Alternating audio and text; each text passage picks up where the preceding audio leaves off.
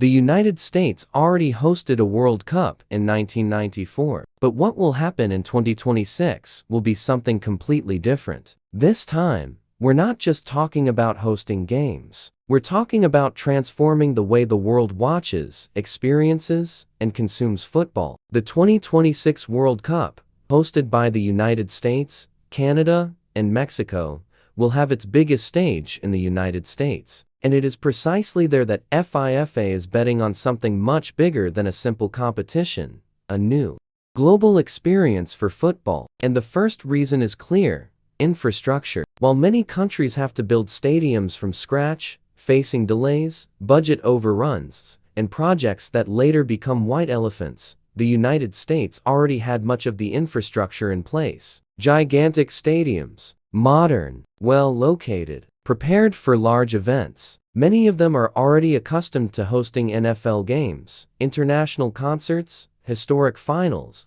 and events with more than 70, 80, or even 100,000 people. The logic was simple. Why build everything from scratch when some of the best arenas in the world are already built? Compare this to Qatar in 2022, which had to build stadiums practically from scratch. Compare it also to Brazil in 2014, which spent billions on construction projects, many of which were surrounded by criticism and doubts about their future use. In the United States, the foundation already existed. The investment wasn't to start from scratch, but to adapt, improve, and raise the standard. And one of these adaptations is fundamental: the grass. American football stadiums are not the same as soccer stadiums. The field has different dimensions. The surface is often different. For this reason, several arenas have had to replace artificial turf with natural grass. This isn't cheap. In some cases, the adaptation can cost millions of dollars per stadium, but the result is essential. The player is playing on real grass. The ball rolls naturally. The game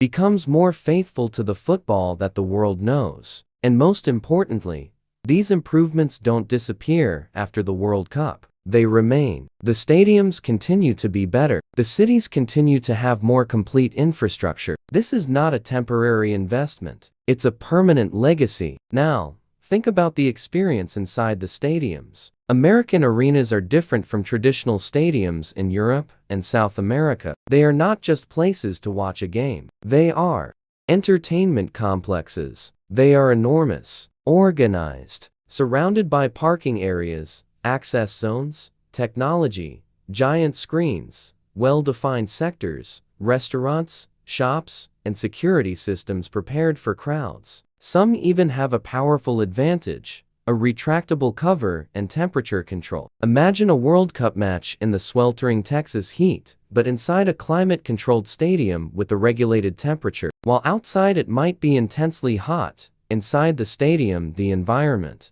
remains comfortable for players, fans, press, and technical staff. This changes the game. The athlete performs better. The match doesn't lose intensity because of the extreme heat. The fan enjoys a more comfortable experience. The broadcast shows a cleaner, faster, and more balanced spectacle. Few World Cups have had this level of control over the playing environment. And there's another point that seems simple, but makes a huge difference: organization. The culture of large events in the United States is based on flow, security, and efficiency. Well-marked queues, separate entrances, planned exits, trained teams, coordinated parking, access control, constant monitoring. For some international fans, this may seem less spontaneous than the chaotic atmosphere of certain traditional stadiums. But in a World Cup, organization is safety. It's about avoiding crowds. It's about reducing congestion. It's about allowing families, tourists, the elderly, children, and fans from all countries to arrive, enter, watch, and leave with peace of mind. This type of experience may not be romantic, but it is professional. And for an event the size of the World Cup, professionalism matters. Now another crucial factor comes into play: technology. American stadiums are being prepared for an era in which fans don't just watch the game. They record, post, comment, stream, share, and follow everything in real time. Connectivity will be a central part of the experience. High capacity networks, fast internet, digital systems, huge screens, and structures capable of supporting tens of thousands of people connected at the same time. This changes the audience's relationship with the show. The fan will not be isolated inside the stadium. He will be connected to the whole world. Every play could go viral in seconds. Every goal, every save, every celebration in the stands could cross continents even before the game is over. And technology should also impact refereeing and the understanding of the game. With giant screens, graphics, real-time data, and advanced visual resources, the audience will be able to better understand important decisions. Reviewed plays, offsides, play analyses, and enlarged images can be presented more clearly. This makes the game more transparent. The fan doesn't just receive the decision, he understands the reasoning. He sees the image. He follows the explanation, and this can change the way football is consumed inside stadiums. It's not just nostalgia anymore. Football is definitively entering a new phase. Another essential point is mobility. Major American cities are investing in transportation, accessibility, streets, sidewalks, signage, circulation areas, and support systems to accommodate millions of visitors. Atlanta, Dallas, Houston, and other cities have been preparing improvements that extend beyond the World Cup period. These are projects and adjustments that will remain after the tournament. Better streets, more efficient transportation, clearer connections, urban areas better prepared for international events. The World Cup will pass. The infrastructure will remain. And that's one of the strong arguments in favor of choosing the United States. The country isn't just hosting a tournament. It's using the tournament to accelerate improvements that will remain useful for many years to come. But perhaps America's greatest strength lies in one word: logistics. The United States knows how to organize gigantic events. Federal agencies, local governments, security authorities, private companies, transportation operators, airports, hotels, stadiums, and communications teams work in a coordinated manner. None of this can be improvised. A World Cup requires traffic control, rapid incident response, alternative routes, public transportation, designated pick-up and drop-off areas, remote parking, special buses, multilingual security, and integration between different systems. And this is an area in which the United States has enormous operational capacity. When applied to football, this structure can create a different World Cup,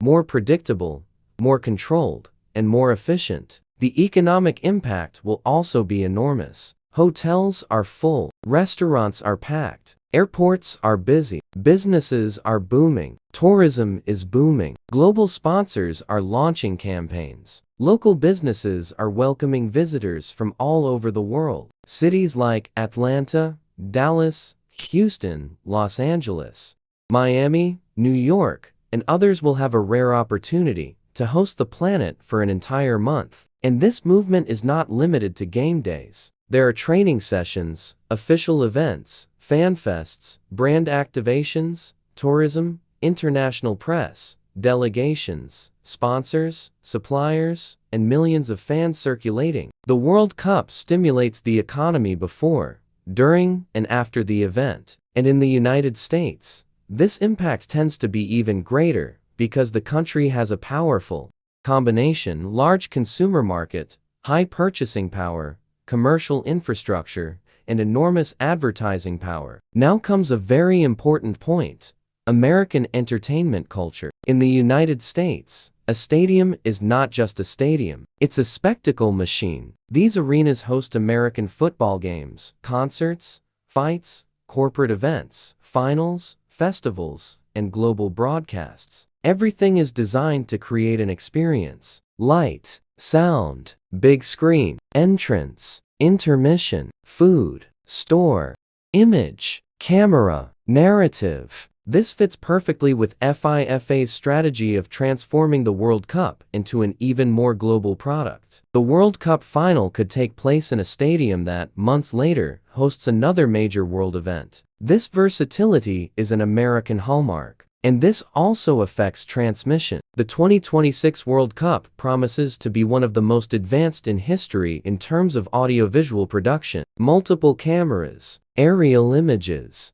detailed replays, enhanced sound recording, gigantic structures, transmission centers prepared to deliver content to the entire world. American stadiums were built to be filmed. They are large, imposing, illuminated, surrounded by structures that create spectacular images. For those watching from home, the feeling will be of a global event on a grand scale. And this is essential because the World Cup doesn't just happen inside the stadium. It happens on screens, on television, on mobile phones, on social media, in short clips, in live commentary, in highlights, in high-definition broadcasts. The 2026 World Cup will be designed for the fans who attend the event in person, as well as for billions of people spread across the globe. And then we arrive at the most symbolic point, the growth of soccer in the United States. For a long time, soccer was treated as a secondary sport in the country,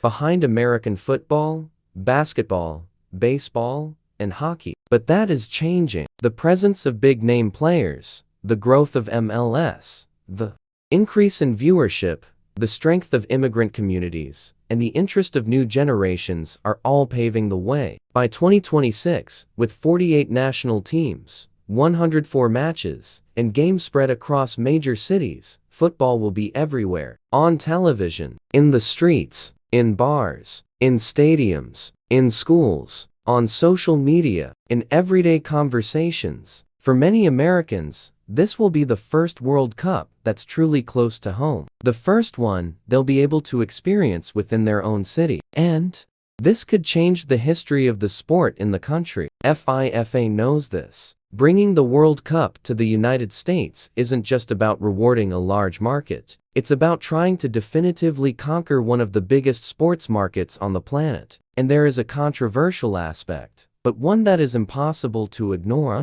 The 2026 World Cup is expected to generate record revenue. Expensive tickets, packed stadiums, billion-dollar sponsorships, broadcasting rights, global brands, and a gigantic advertising market. For FIFA, this is strategic. The higher the revenue, the greater the financial power of the tournament. And part of that money funds programs, competitions, federations, and football development projects in different parts of the world. Of course, there are criticisms. Some see this as an excessive commercialization of the sport. Others prefer smaller stadiums, more traditional fan bases, and a more organic atmosphere. But, like it or not, the 2026 World Cup will be a landmark event because it will combine scale, technology, logistics, entertainment, money, and visibility on a level that few World Cups have managed to achieve. The selection of the United States,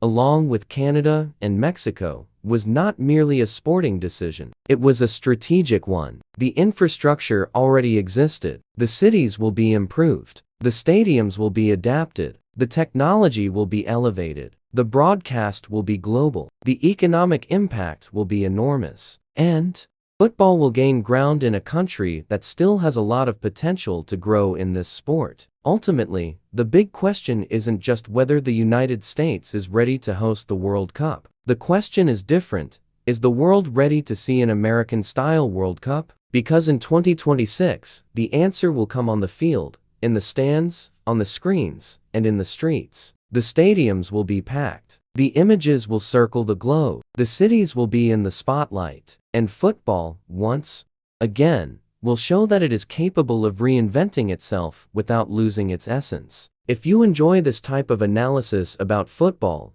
behind-the-scenes stories, and major sporting events, be sure to subscribe to the channel. Also, leave a like if this content resonated with you, and share it with someone who is also following the preparations for the 2026 World Cup.